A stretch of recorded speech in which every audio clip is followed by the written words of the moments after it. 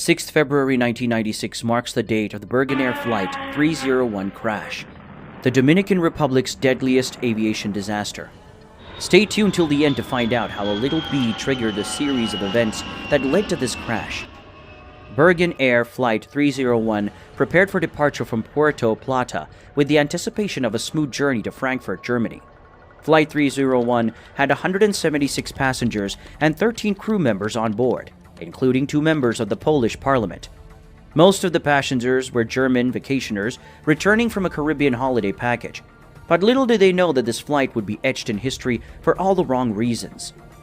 3 Turkish pilots were in the cockpit that night, including 61-year-old Ahmet Erdem, one of the most experienced pilots at BirgenAir, First Officer 34-year-old Aykut Gergen, and Relief Captain 51-year-old Munis Evrenesoglu.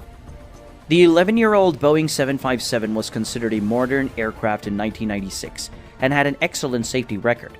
However, a silent danger lurked within its mechanical heart. Prior to the crash, it had not been flown for 20 days, and the pitot tubes, a critical instrument used to measure the plane's altitude and airspeed, had been left uncovered for 2 days. Unbeknownst to the crew, one of the plane's 3 pitot tubes was blocked by mud dauber wasps.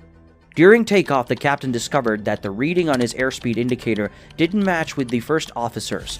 However, instead of aborting takeoff due to the conflicting readings, the captain decided to go ahead.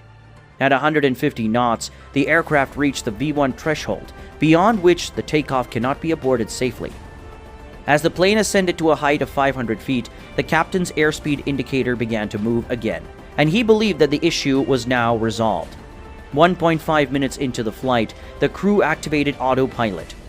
Since speed is a critical parameter in aviation, there are 5 separate speed indicators inside the cockpit of Boeing 757.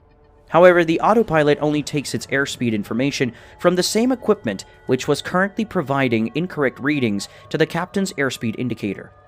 The plane's computer misjudged its speed to be higher than it actually was, and thus increased the pitch-up angle while reducing power, thereby causing the aircraft's speed to decrease.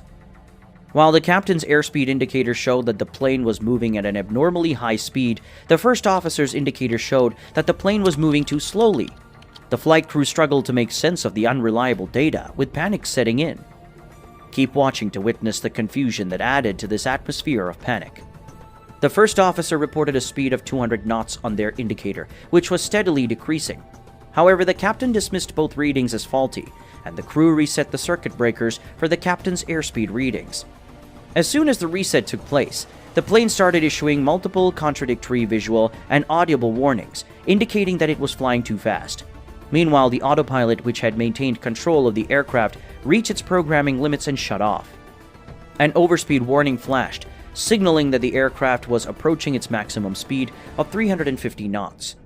The relief pilot attempted another circuit reset, which silenced the alarm but failed to resolve the problem. Throughout this time, the aircraft's speed continued to decrease, while the captain's speed indicators erroneously displayed excessive speed. In a moment of confusion, the pilot reduced engine power to decelerate. As the thrust diminished, the systems warned the crew of an impending stall and potential crash. The aircraft, now in a perilous state, fell victim to the unforgiving principles of aerodynamics. Having lost 2,000 feet in altitude, it descended rapidly towards the sea, trapped in a treacherous stall. In a desperate attempt to overcome the stall, the captain pushed the plane thrust to the maximum, but all efforts proved in vain.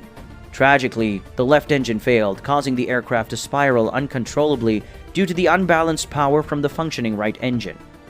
A few seconds later, the aircraft plummeted into the merciless waters of the Atlantic Ocean. The horrifying realization set in as the crashing waves swallowed the once promising flight. There would be no survivors among the 189 souls on board.